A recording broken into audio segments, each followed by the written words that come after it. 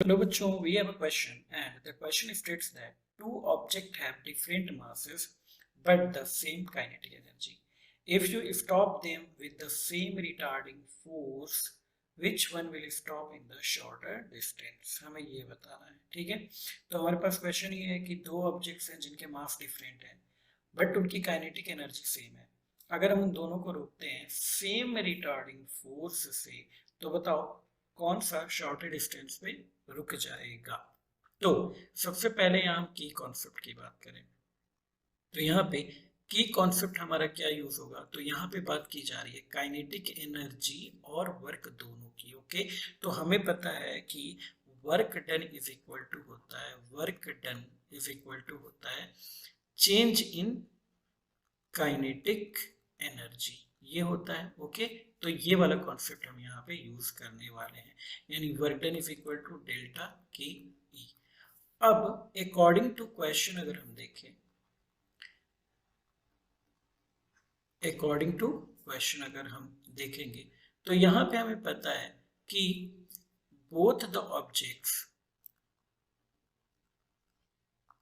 Stop.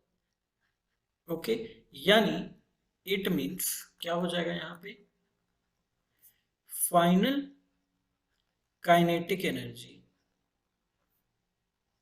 Will be zero. क्यों? क्योंकि दोनों के दोनों क्या हो जा रहे हैं, यहाँ पे रुक जा रहे हैं, यानी वेलोसिटी जीरो हो जाएगी, और वेलोसिटी जीरो होगी तो काइनेटिक एनर्जी भी जीरो हो जाएगी। यानी यहाँ से हम कर सकते हैं कि work done is equal to हो जाएगा काइनेटिक एनर्जी। ओके, अगेन क्या क्या हमारे पास है, तो अब हम यहाँ पे सॉल्व करते हैं। तो let us consider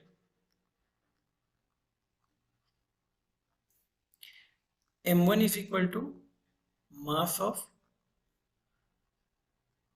first object और m2 is equal to mass of second object। ये हो जाएगा हमारे पास।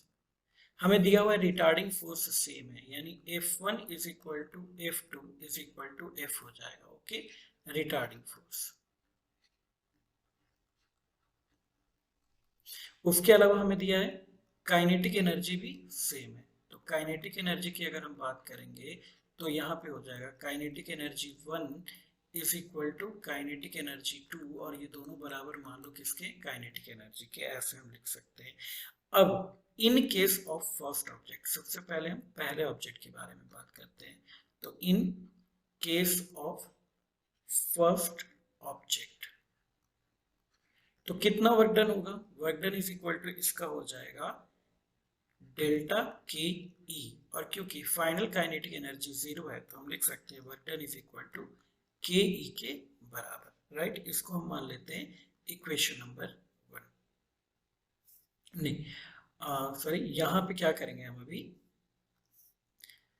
Work done is equal to क्या होता है, फोर्स इनटू डिस्प्लेसमेंट। तो यहाँ पे हम लिख सकते हैं F into D one. Suppose first object का डिस्प्लेसमेंट डी और डी1 हो रहा है, तो F into D one is equal to लिखेंगे काइनेटिक एनर्जी, इक्वेशन नंबर 2। अब हम लेंगे सेकेंड ऑब्जेक्ट का केस। राइट, तो अब हम यहाँ पे देखेंगे in case of second object,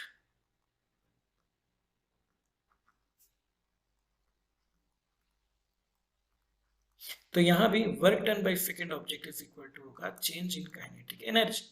तो वर्क डन का फॉर्मूला होता है फोर्स, क्योंकि रिटार्डिंग फोर्स दोनों का सेम है तो F हो जाएगा, माना इसका डिस्प्लेसमेंट हो रहा है D2 और ये हो जाएगा के ई के बराबर, इक्वेशन नंबर 2। अब हम देख रहे हैं equation, comparing equation 1 and 2, comparing equation 1 and 2। तो 1 और 2 अगर दोनों को हम कंपेयर करते हैं तो यहाँ पे हम देख सकते हैं कि ये हो जाएगा F D one is equal to F D two, क्योंकि दोनों का लेफ्ट हैंड साइड सेम है तो राइट हैंड साइड भी सेम होगा, एफ एफ कैंसिल हो जाएगा और ये हो जाएगा D one is equal to D two. इसका मतलब ये हुआ कि जो हमारा रिक्वायर्ड आंसर होगा, both will cover the same distance, both will cover the same distance.